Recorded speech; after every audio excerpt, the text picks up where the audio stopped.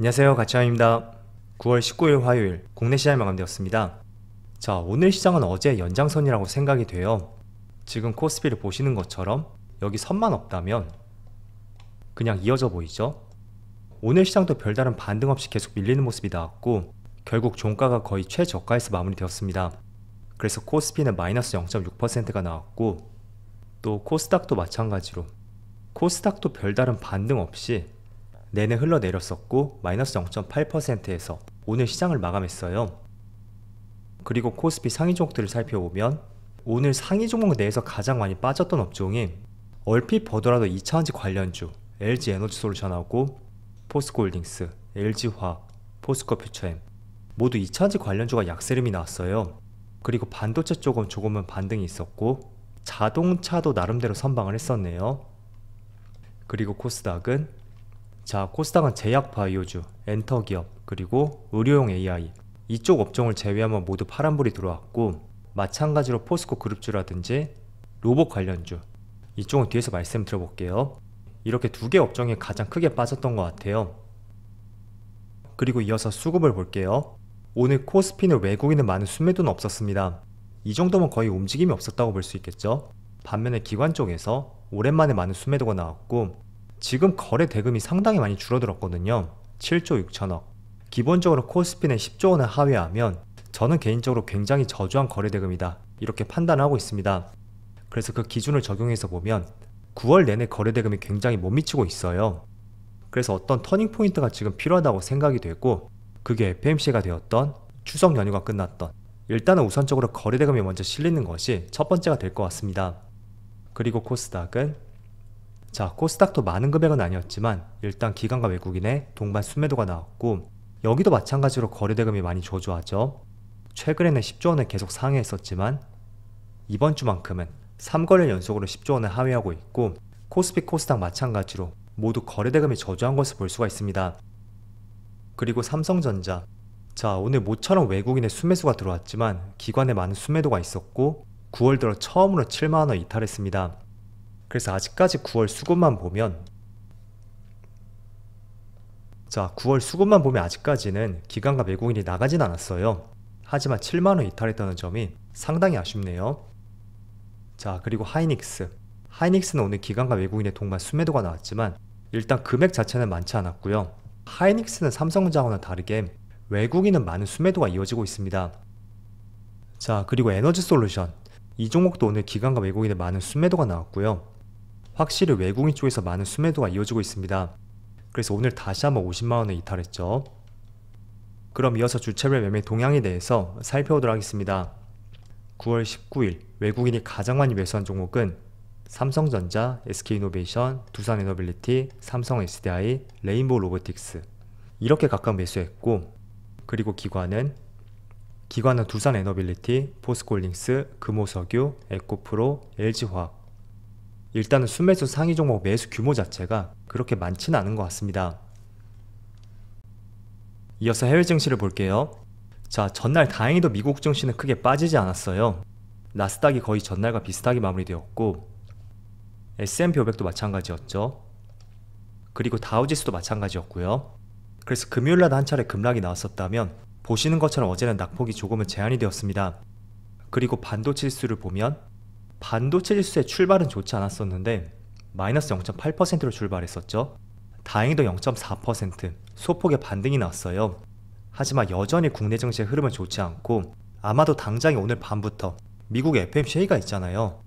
그 때문에 좋게 움직일래야 움직일 수가 없는 그런 하루가 이어지는 것 같다고 생각이 되고요. 또 추가적으로 아시아 증시를 볼게요. 니케이도 1%에 가까운 급락이 나오고 있고 대만은 마이너스 0.1% 그리고 중국 증시는 보합이네요. 그래서 아시아 증시의 흐름도 그렇게 썩 좋지는 않은 것 같아요. 때문에 개인적으로 제 생각에는 이번에 9월 FMC를 통해서 금리 인상이 종결이 되는지 그런 부분을 조금 확인해 볼 필요가 있다고 생각이 되고 일단은 주류의 의견은 이번에 동결이거든요. 하지만 10월 건너뛰고 11월에는 한 번 더 금리 인상할 가능성이 있다. 그게 지금의 시장의 의견인 것 같습니다. 물론 이번에 동결이 나온다면 연말까지는 계속 동결이 이어질 것이다. 이게 가장 주류의 의견이지만 이번 달 내지는 11월쯤에 유가 상승에 따라 한 번쯤은 금리 인상을 더 할 가능성이 있으니까 그런 부분은 이번 FMC를 통해서 한번 내용을 점검해 봐야 될 것 같습니다. 자, 그리고 국내 증시는 다음 주 목요일부터 6일간의 굉장히 길게 휴장이 이어져요. 그래서 당장에 FMC가 끝난다고 해도 하루, 이틀, 3일, 4일, 5일 6일간의 휴장 전에 5일간의 거래일이 있습니다. 때문에 여러분들이 메이저 세력이라고 한번 생각해보세요. 휴장 전에 5거래일이 남아있지만 과연 적극적으로 매수를 할 것인지 그것도 솔직히 조금은 애매하다고 생각이 되거든요. 제가 정말로 기관이나 외국인이라면 차라리 조금 쉬었다가 추석이 끝나고 들어오지 않을까 그렇게 생각을 해볼 수가 있을 것 같아요. 그래서 지금 특히 국내 시장 같은 경우에는 지금이 조금은 애매한 시점이라고 저는 생각이 되고요. 한번 여러분들도 그런 관점에서 시장을 조금은 참조해 보시면 좋을 것 같아요. 자, 그리고 오늘은 대부분의 업종들이 많이 하락을 하고 있는데 몇 개의 업종들을 찍어서 말씀을 드려볼게요. 대표적으로 로봇 관련주, 제가 9월만큼은 주목을 해야 된다고 말씀드렸었죠. 그런데 수요 예측이 시작이 되면서 로봇 관련주가 조금은 약세 흐름으로 전환이 되었더라고요. 저는 개인적으로 수요 예측이 마감되는 그 시점에 지난주 금요일이었거든요. 그때 이후부터 한 차례 반등이 나오지 않을까 이런 기대감을 갖고 있었습니다. 그래서 실제로 9월 15일 금요일 시간회에서 두산 로보틱스의 모회사 두산 우선주를 시간회에서 공략하려고 준비를 하고 있었거든요. 그런데 생각보다 시간회에서 계속 흘러내리는 모습이 나왔고 결국에는 매수를 하지 않았습니다. 그런데 아니나 다를까 수요 예측 결과가 발표가 되었죠. 자, 결과를 확인해 보니 일단 기사 내용들을 보면 기관 청약에 흥행을 했다는 기사가 많더라고요. 그런데 저는 반대로 이거는 흥행을 한 것이 아니라 기대를 상당히 밑돌지 않았나 이렇게 생각을 하고 있습니다. 자, 그 이유 중에 하나가 경쟁률이 300대 1이 나왔죠. 당초에 예상을 했던 것은 잘 나오면 1000대 1도 나오지 않을까 이런 기대감이 있었습니다. 자, 그런데 허수 청약 금지로 인해서 경쟁률이 기대를 밑돌았다는 이런 기사 타이틀이 있죠. 그런데 이거는 저는 핑계라고 생각이 되거든요. 일단 허수 청약 금지가 진행이 된 것은 7월 1일부터 올해 7월 1일이에요. 그때부터 허수 청약이 금지가 되었어요. 자, 이게 뭐냐면 작년 초에 LG 에너지솔루션이 상장할 때 그때 기관 청약 자금이 조 단위가 아닌 경 단위가 몰렸습니다. 그렇게 몰릴 수 있었던 이유가 대표적인 예시를 말씀드려 볼게요. IPO 당시에 5억 정도의 자산 운용사가 있었는데 자산이 5억밖에 안 돼요. 그런데 수요 예측에서 무려 9조 5천억 원으로 주문서를 제출하면서 굉장히 논란을 일으킨 바가 있었습니다. 그래서 그런 것들을 방지하고자 7월 1일부터는 허수 청약이 금지가 되었습니다. 그래서 경쟁률이 조금은 줄어들 가능성이 있었거든요. 그렇지만 300대 1이라는 것은 자, 최근에 기관의 수요 예측이에요. 기관의 수요 예측. 그리고 여기는 기관의 경쟁률이거든요.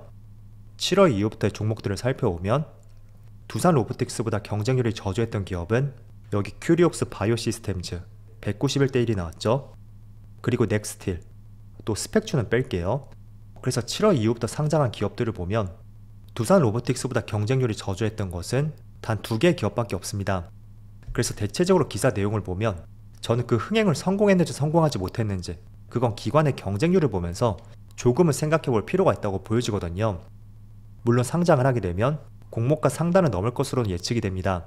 하지만 기대치를 못 미치는 두산 로보틱스의 경쟁률, 그게 수요 예측이 마감이 되었던 9월 마지막 날이었죠.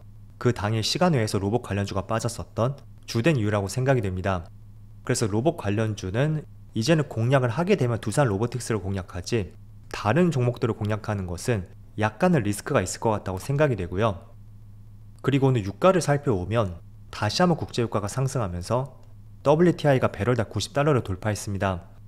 자, 그래서 밑에 3개월 동안의 추이를 보시면 계속 상승하고 있어요.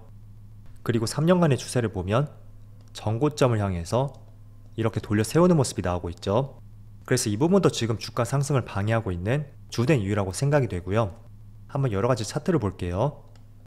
자, 일단 오늘 시장 흐름에 있어서 대부분의 업종들이 빠지고 있지만 그래도 나름대로 상승하는 업종이 있었거든요. 그 업종들을 몇 개 살펴보면 첫 번째가 보험주, 조금 전에 유가 상승을 말씀드렸죠.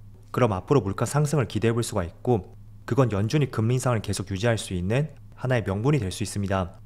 그래서 은행주와 보험주, 특히 고배당 금융주에 대해서 어제 관심을 가져보자고 말씀드렸죠. 그래서 오늘 보험주도 보면 대체적으로 다 빨간불이 들어오고 있더라고요. 그리고 9월 추세를 보더라도 계속 상승 흐름이 나오고 있습니다.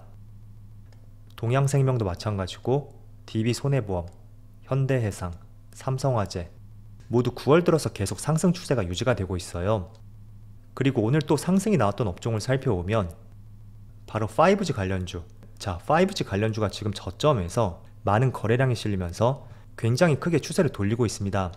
오늘도 에이스테크가 상한가를 갔고 또 솔리드라든지 KMW, 오이솔루션 모두 바닥에서 많은 거래량이 실리면서 주가가 돌아서는 모습이 나오고 있어요.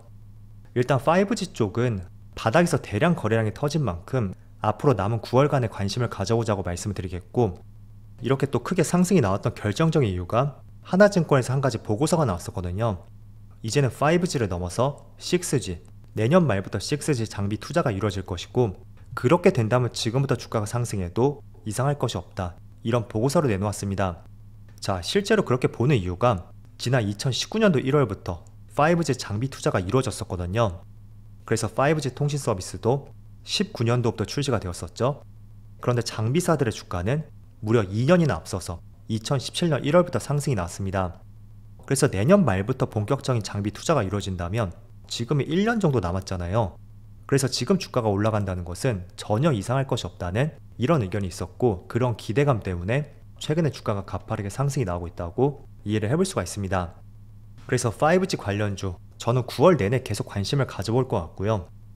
늘 말씀을 드렸지만 이렇게 급격한 상승이 나온 시점, 그런 구간을 전혀 노려서는 안 되고요. 나름대로 기준을 세워서 5일선이라든지 11선, 나는 조금 보수적으로 본다면 21선까지 항상 나만의 기준을 세워놓으시고, 그때 시장 분위기를 통해서 진입을 해볼지 말지 그런 것들을 결정해 나가는 것이 고점에서 몰리지 않을 수 있는 리스크 회피 방법이라고 말씀드릴게요. 그래서 오늘은 보험주라든지 5G 관련주, 그리고 저궤도 위성 관련주도 오늘 상승이 나왔어요. 물론 어제 오후장부터 강세 흐름이 나왔었고, 그게 오늘까지도 몇 개 업종들이 이어지고 있더라고요. 그래서 그 3개 업종이 강세 흐름이 나왔었고, 약세장에서 강세 흐름이 나온 만큼 앞으로도 계속 관찰해보자고 말씀을 드릴게요. 그럼 오늘도 정말 수고 많으셨고요. 저는 내일 영상에서 다시 찾아뵙도록 하겠습니다. 감사합니다.